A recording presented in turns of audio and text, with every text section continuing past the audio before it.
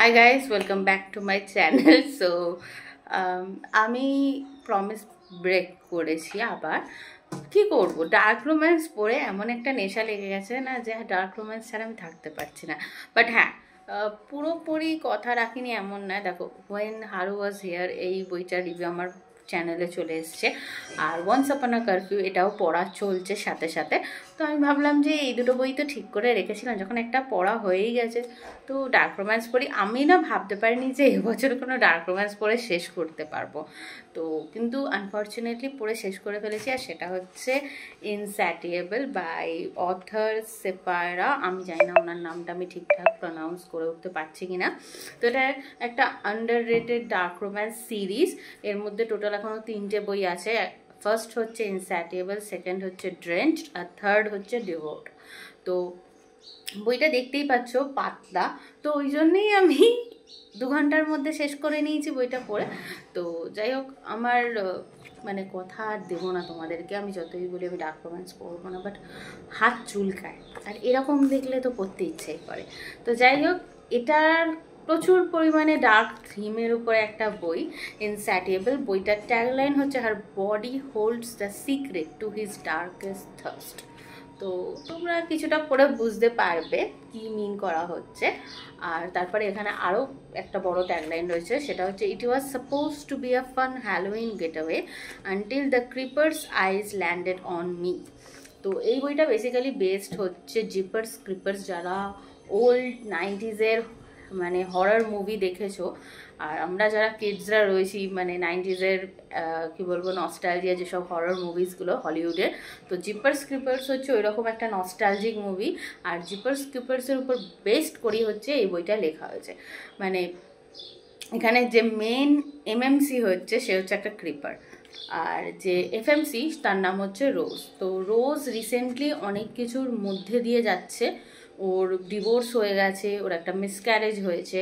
তো এই মুহূর্তে যার মানে যে ওর বিয়েটা ভেঙেছে, ওর বেস্ট ফ্রেন্ডই যে ওর সুযোগ নিয়েছে, তাকেই কনফ্রন্ট করার জন্য ও একটা হ্যালোইন মানে কি বলবো হ্যালোইন উইকেন্ড বা হ্যালোইন একটা ট্রিপে যাচ্ছে একটা অ্যাবান্ডেন্ড ম্যানশনে, এবং সেই ম্যানশনে ওয়েট করে আছে জিপার্স ক্রিপার্স ওর জন্য।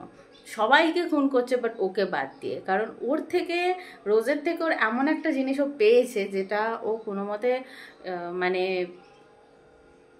করে উঠতে পারছে না। সেটা আমি এখানে বলতে পারবো না, তোমাদেরকে পড়ার জন্য এই বইটা পড়তে হবে। তো ওভারঅল বইটা খুব বিঞ্জেবল, ক্যারেক্টারটা এরকমই। আমি পুরো স্টোরিটা তোমাদের এখানে বলে উঠতে পারবো না, কারণ এটা বিশাল পরিমাণে 18+ একটা সেন্সিটিভ চ্যাপ্টার, যেটা এখানে বলা আমার ঠিক হয়ে উঠবে না।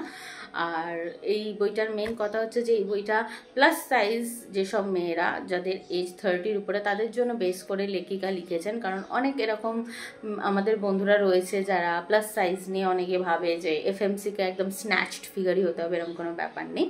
আর বেসিক্যালি এটা একটা মনস্টার রোম্যান্স, আর এই সিরিজে যে কটা রয়েছে সব কটাই মনস্টার রোম্যান্স। পরেরটা হচ্ছে একটা সিনেমা এসেছিল হলিউডেরই, ঠিক আমার নামটা মনে পড়ছে না, বাট ওই ওয়াট মানে কিরম বলবো, ওই মারমেড টাইপের, তো ওই রকমই। আর থার্ড যে বইটা সেটা হচ্ছে পিরামিড হেডের থেকে ইন্সপায়ার হয়ে। তো এখানে এই সিরিজে যে কটা বই রয়েছে সব কটাই মনস্টার রোম্যান্স, জাস্ট একটু ডার্ক রোম্যান্স হিসাবে এগুলোকে ইম্যাজিন করা হয়েছে।